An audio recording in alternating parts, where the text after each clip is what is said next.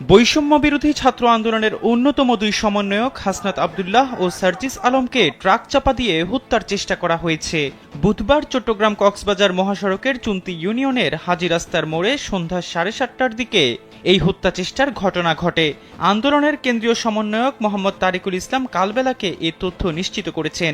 তিনি জানান, সম্প্রতি চট্টগ্রামে পুলিশের সঙ্গে চিন্ময় কৃষ্ণ দাসের সমর্থকদের সঙ্গে সংঘর্ষে নিহত অ্যাডভোকেট সাইফুল ইসলাম আলিফের কবর জিয়ারত করে ঢাকায় ফিরছিলেন বৈষম্য বিরোধী ছাত্র আন্দোলনের আহ্বায়ক হাসনাত আব্দুল্লাহ ও সার্জিস আলম। প্রতিমধ্যে সন্ধ্যা 7:30টার দিকে চট্টগ্রাম কক্সবাজার মহাসড়কে তাদেরকে ট্রাক চাপা দিয়ে হত্যার চেষ্টা করা হয়। আহমদুল্লাহ সাকিব নামে এক ব্যক্তি তার ফেসবুকে দেয়া এক পোস্টে জানান, দুর্ঘটনার সময় তারা বাইক দিয়ে আটকানোর চেষ্টা করলে তাদেরকেও চাপা দেয়া হয়। এ সময় দুর্ঘটনায় দায়ী ট্রাকের ড্রাইভার ও হেলপারকে চট্টগ্রাম লোহাগাড়া থানায় নেওয়া হয়েছে বলেও পৃথক এক ফেসবুক পোস্টে জানান তিনি। এদিকে আইনজীবী সাইফুলের জানাজা শেষে ফেরার পথে চট্টগ্রামের লোহাগাড়ায় বৈষম্য বিরোধী ছাত্র আন্দোলনের নেতা হাসনাত আব্দুল্লাহ ও সার্জিস আলমের বহরের একটি গাড়িতে চাপা দিয়েছে ট্রাক। সংগঠনের চট্টগ্রাম শাখার সমন্বয়ক খান তালাত মাহমুদ রাফি এক ভিডিও বার্তায় জানান, সাইফুলের কবর জিয়ারত শেষে সন্ধ্যা 7:30টার দিকে চট্টগ্রামে ফিরছিলেন তারা। পথে লোহাগাড়ার চুন্তি ইউনিয়নে চট্টগ্রাম কক্সবাজার মহাসড়কে তাদের বহরে থাকা একটি গাড়িতে চাপা দেয় ট্রাক। ভাগ্যক্রমে দুর্ঘটনার আগে ওই গাড়ি পরিবর্তন করেন হাসনাত সার্জিস।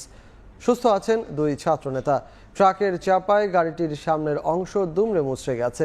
ঘটনাস্থল থেকে ট্রাক জব্দের পাশাপাশি আটক করা হয়েছে চালক মোহাম্মদ মুজিবুর রহমানকে। সৌভাগ্যবশত আমরা গাড়ি চেঞ্জ করে ফেলেছিলাম, যে হাসনাত ভাই সার্জিস ভাই একটা গাড়িতে ছিল, আমি একটা গাড়িতে ছিলাম এবং আমার বন্ধুরা আমার ভাইয়েরা অন্য আরেকটা গাড়িতে ছিল। তো আমরা একটু পিছিয়ে আসতেছিলাম, প্রায় 5-7 মিনিটের রাস্তা পিছিয়ে আসতেছিলাম, আর সামনে আমাদের ওই গাড়িটা ছিল। তো একটা ট্রাক এসে উদ্দেশ্য প্রণোদিতভাবেই আমাদের যেই গাড়িটা ছিল সেই গাড়িটাকে ট্রাক চাপা দেওয়া হয়। কিন্তু ওখানে যারা ছিল, যখন ট্রাকটা আসতেছে দেখেছে তখনই গাড়িটাকে ব্রেক করা হয়।